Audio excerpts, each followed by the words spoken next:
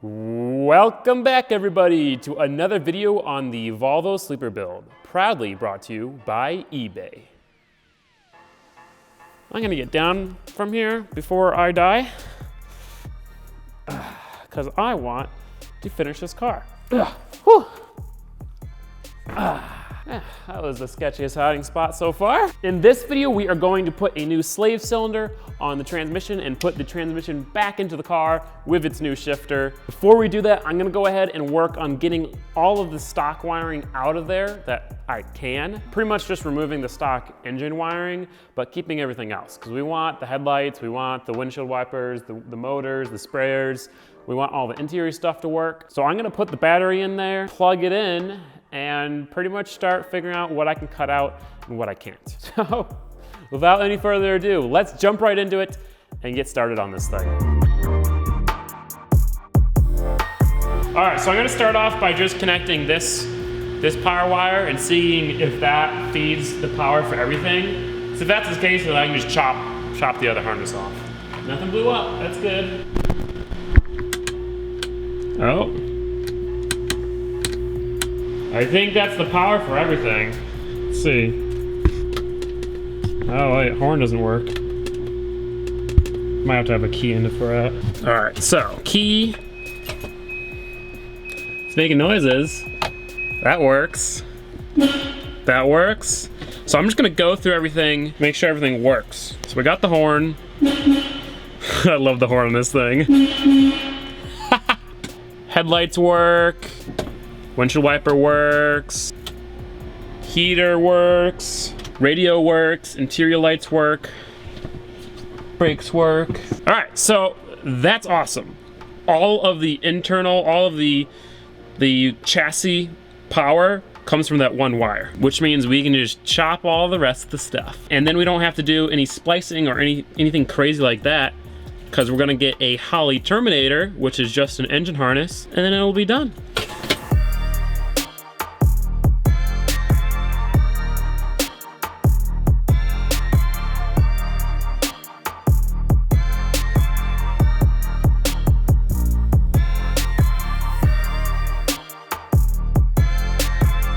And I didn't even have to chop anything. The engine harness was a completely separate harness that could just unclip and go right out the wall. That is the hole into the engine bay.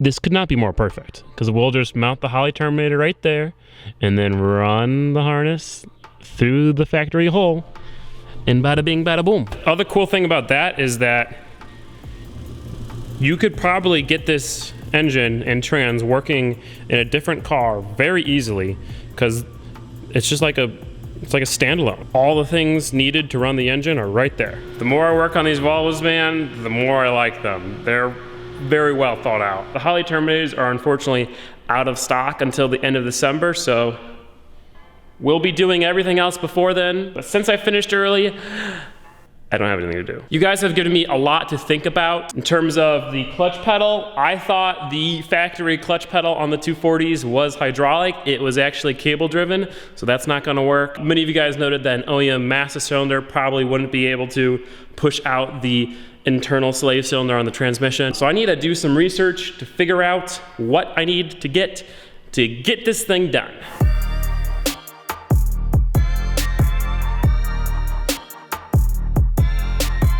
So I want to say thank you all for your suggestions. You guys have a lot of good ideas, and you help on builds a lot more than you think. I read all your guys' comments, and even if I don't respond, I learn a lot from you guys. Anyway, I think at least for the clutch system, I've decided to use just a Wilwood swing pedal with a Wilwood master cylinder. That way we can get a master cylinder sized for the slave cylinder. And then I went out to the Civic, grabbed its clutch line, and I think the clutch line will work perfectly. Plenty long, not too long, and then we can just get the correct adapters to adapt it to the slave cylinder and the master cylinder. And now we wait for parts.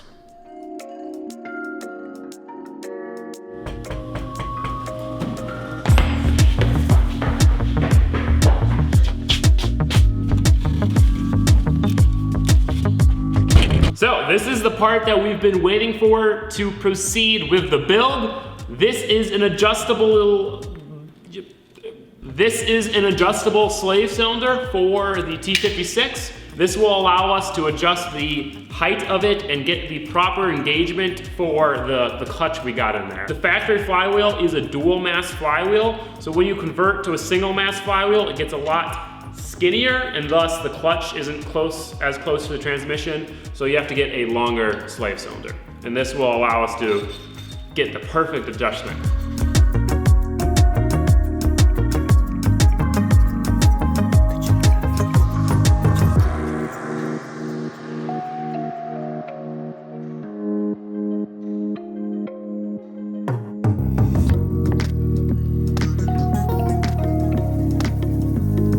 So the first step was to remove the bell housing and the old slave cylinder off the transmission. And now we can reinstall the bell housing on here. Wow, so much easier. Honestly, I might just keep it like this and install the transmission in and out like this. So now we have to measure the distance from the clutch spring to the face of the bell housing. Oh. You spreading dirt or cleaning? I'm trying to clean it. All right, so I'm gonna put that there. 27 millimeters? That doesn't seem right. No way. Is this 27 millimeters, you think? Guys, you think this is 27 millimeters? Yeah, and then when I put it back down to 0, it's negative 38. We got 65 millimeters this time. So what I like to do, since this thing is not reliable, I'll take the 65 millimeters, transfer it to inches, and see if it's close on a tape measure. So now we take 1/8 off that measurement. It was 2.56 inches, so now it's like 2.4 something inches. Now we adjust this clutch right here until face of the bearing is 2.4 inches away from the bell housing flange. Hopefully it can reach that, we'll see.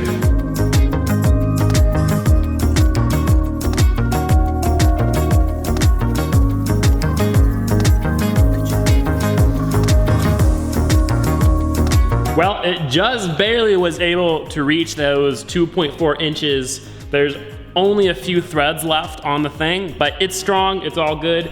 It's locked in place with this lock little bolt, which means this trans is ready to go in.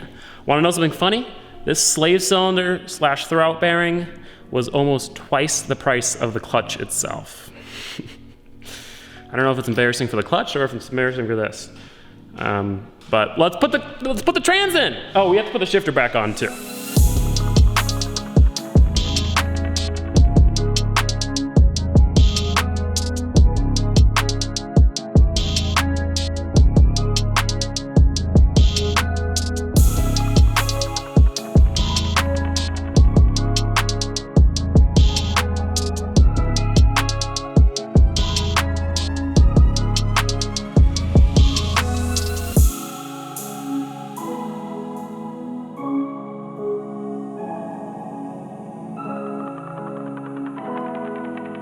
Ladies and gents, it's amazing. The shifter is pretty much center in the hole. It's a little to the left and forward, but we'll make a custom little rod that moves the knob kind of up here. So it's a little farther away from this stuff, because although I don't hit it, it's close. But dude, it feels so good. It's first, second, third, fourth, fifth. I'm sitting here and already imagining being at the drag strip or on the street or something and just rowing through these gears, man. It's so fun. Are you gonna do full sends on this car, man? All the time. Yeah. Nothing but a full send. Now that the shifter's in the car, it feels really good. It's very defined. All right, so the engine and transmission are in for good, hopefully. I mean, if we mess something up and we have to take them out, then whatever, but as long as we didn't mess anything up, they're in there for good. Next up, we're gonna go ahead and work on mounting the radiator, because after we do that, then we can work on the turbo kit, and then things get fun. So here we got a nice radiator off eBay. It's a thick boy, it's a dual pass, and it's awesome. And look,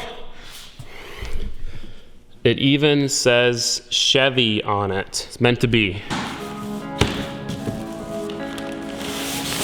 Here she is. According to my calculations, I should just fit right in. All right, it's a little tall. I gotta cut some things.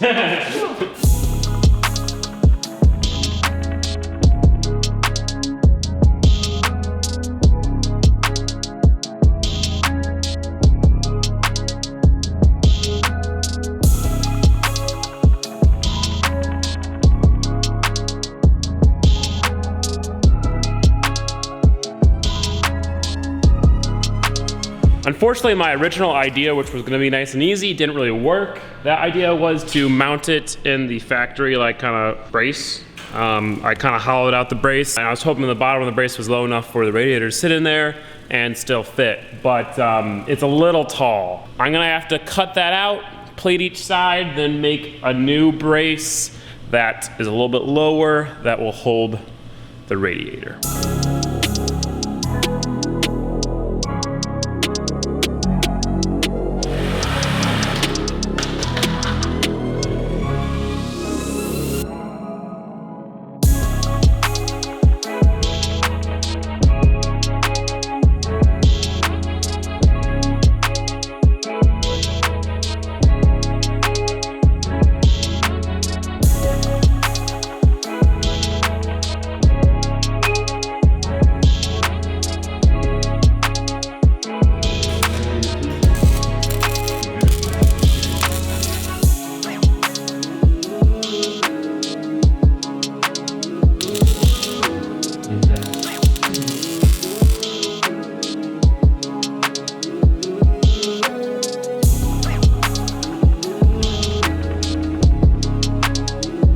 Even though this was more work than it would have been making the stock crossmember thing work, I'm really happy because it freed up so much space for who knows what. I mean, I don't know what, but who knows what, you know? When you have a big V8 and a turbo, it's always nice to have extra space.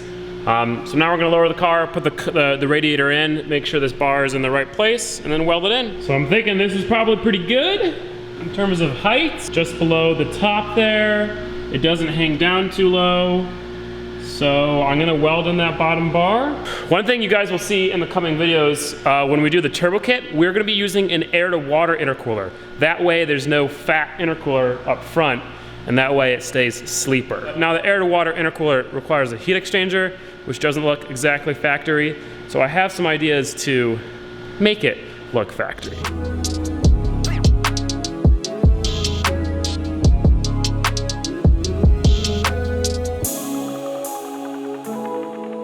We did paint the bottom bracket, got that all looking nice. So in the next video, we are going to make the hot side of the turbo kit, or at least start on the hot side of the turbo kit. At least get the manifolds plumbed together and get the turbo on there. Either way, this is when it gets exciting. We can do the turbo kit, we can do the drive shaft, the brakes, and then put the ECU in there and get it done. But that's gonna be it for today's video. Guys, thank you so much for watching. I hope you all are enjoying these videos. I will say I've been hit with the winter mid-build demotivation. It's getting dark outside at 4:30. We were at a boring part of the build, waiting for parts. I've just been struggling with motivation for the past couple weeks, but I gotta push through it. We gotta get this thing done. It's gonna get fun now. I can actually flex my fabrication skills, so that's gonna be fun.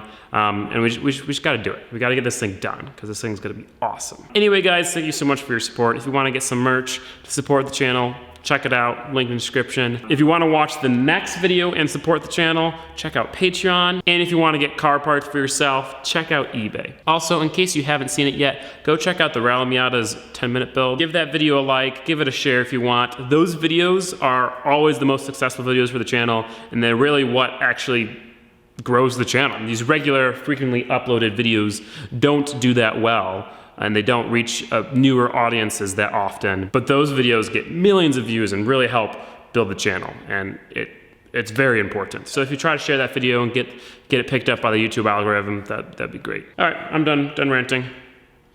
Who knows? Will this even make it into the video? You know, a lot of times it doesn't make it into the video. Who knows? Who knows?